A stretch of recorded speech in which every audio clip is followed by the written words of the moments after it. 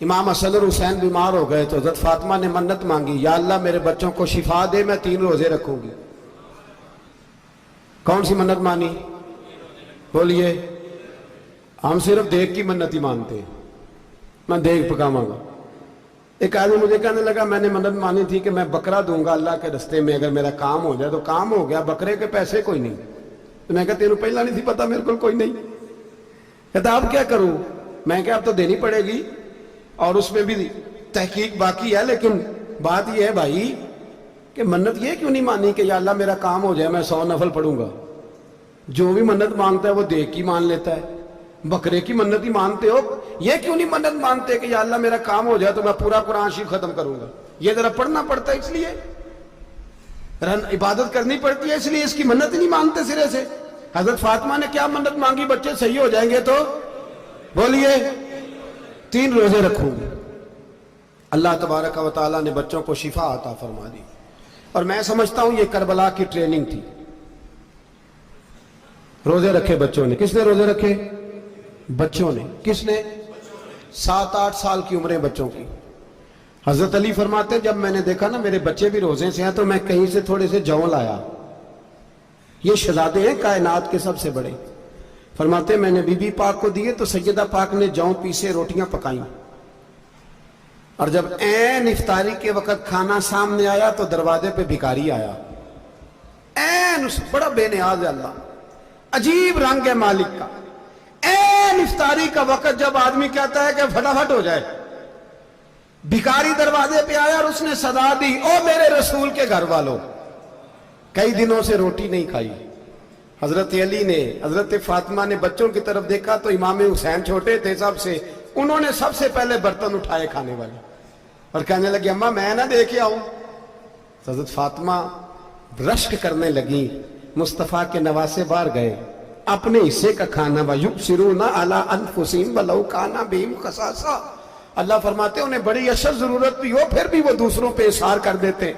وہ کھانا باہر امام حسین دے آئے، پانی سے روزہ کھولا، کھجورے کھائی، لیٹ گئے، سویرے کھجورے کھائی، روزہ رکھ لیا۔ شام ہوئی تو حضرت علی فرماتے ہیں میں پھر اگلے دن کے روزے کے لیے جوں لایا، فاطمہ نے پیچھے روٹیاں پکائیں۔ 2 دنوں کی بھوک تھی پر مالک تو بڑا بے نیاز ہے، آزمانے پہ آیا تو اس رنگ میں عین افطاری کے وقت دروازے سے آواز نکلی، اور مانگنے والے نے کہا کہ بھوکا بھی ہوں اور یتیم بھی ہوں، یتیم ہوں۔ حضرت فاطمہ کہنے لگی بیٹا دیر نہ کرنا، یتیم کا پیٹ بھرنے میں دیر نہیں ہونی چاہیے۔ کھانا باہر چلا گیا، پانی سے روزہ، کھجورے، شہزادے ہیں شہزادے، یہ 2 جہاں کے شاہ ہیں، پاس کچھ رکھتے نہیں، 2 جہاں کی نعمتیں ہیں ان کے خالی ہاتھ میں۔ کھجور پانی سے افطاری بھی سحری بھی، سویرے پھر اٹھے روزہ رکھا، تیسرا دن ہے تیسرا۔ ذرا دل پہ ہاتھ رکھنا، بچہ ایک رات بھوکا ہو تو اماں سوتی نہیں، اور میں کہا کرتا ہوں اماں فالج والی ہو نا، فالج والی ماں، فالج زدہ، تو آدھی رات کو اس کا بیٹا جوان کہے تھوڑی بھوک لگی ہوئی تھی تو اماں کو رینگنا بھی پڑے تو وہ رینگ کے بھی جاتی ہے، روٹی پکاتی ہے، کہتے ہیں میرا لال بھوکا نہ سو جائے۔ اور مصطفیٰ کی بیٹی سے زیادہ بچوں سے کون پیار کر سکتا ہے؟ اور 3 دن کے بھوکے بچے، تیسرا دن آیا، بڑے حوصلے سے بی بی کہہ دیتی ہے چھوڑو ان کا تو کام ہے، یہ تو آتے رہتے ہیں، میرے بچے بھوکے تم پہلے روٹی کھاؤ۔ لیکن میرے بھائی کربلا ایسے نہیں سجتی۔ یہ جو برگر کھا کے ناراض ہونے والے بچے ہوتے ہیں یہ میدانوں میں نہیں نکل پاتے، ان کے لیے مشکل ہوتا ہے۔ حضرت فاطمہ نے، حضرت علی نے ڈیوٹی کی، ڈیوٹی اپنے بچوں کو تیار کیا کربلا کے لیے۔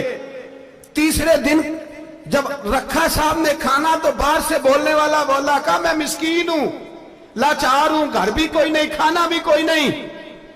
امام حسین پھر اٹھے، تیسرے دن کا بھی کھانا دے دیا۔ حضرت علی فرماتے ہیں میں بچے پکڑ کے مسجد لے کے گیا، کہیں بھوک سے میرے لال گر نہ جائیں۔ کہتے ہیں ہامتے کامتے تینوں شہزادے مسجد میں داخل جو ہوئے تو بس ہماری قیمت پڑ گئی، مول پڑ گیا ہمارا۔ کہتے ہیں مسجد میں قدم رکھا تو ایسے لگا جیسے نبی پاک ہمارا انتظار کر رہے ہیں۔ فرماتے ہیں تیسرے دن کی مغرب پڑھنے گئے تو حضور نے تینوں باپ بیٹوں کو چہرے دیکھے، فرمایا علی یہ جبریل کھڑے ہیں اور فرما رہے ہیں تیرے 3 دن کا عمل خدا کو بھی بڑا پسند آیا ہے، محمد مصطفیٰ کو بھی بڑا پسند آیا ہے۔ بڑا پسند آیا ہے 3 دن کا عمل. میرے بھائی ٹریننگ کرائی, ٹریننگ. ہمارے ہاں تو حال بڑا سخت ہے. اور دین کا معاملہ, چوری آتے ہیں بچے گھروں سے چوری نمازیں پڑھنے, داڑھی رکھ لے تو سب سے پہلے مسئلہ اماں کو بنتا ہے. سب سے پہلا انہوں نے ٹریننگ کی, دین کے لیے تیار کیا, ہمتیں بدائی. اور رسول پاک علیہ السلام نے خود اپنی بیٹی کی تربیت فرمائی, شہزادی کی. کس کی؟ دنیا میں سب سے بڑی شہزادی کون ہے؟ آپ نام لیں گے تو دل ٹھنڈا ہوگا انشاءاللہ. میرا عقیدہ ہے حضرت فاطمہ کا نام لیں تو اللہ دل کو سکون دیتا ہے.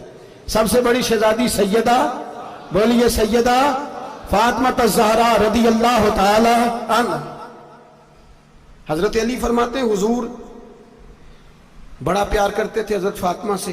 جب سفر پہ جاتے تو سب سے آخر میں حضرت فاطمہ سے ملتے, واپس آتے تو سب سے پہلے حضرت فاطمہ سے ملتے.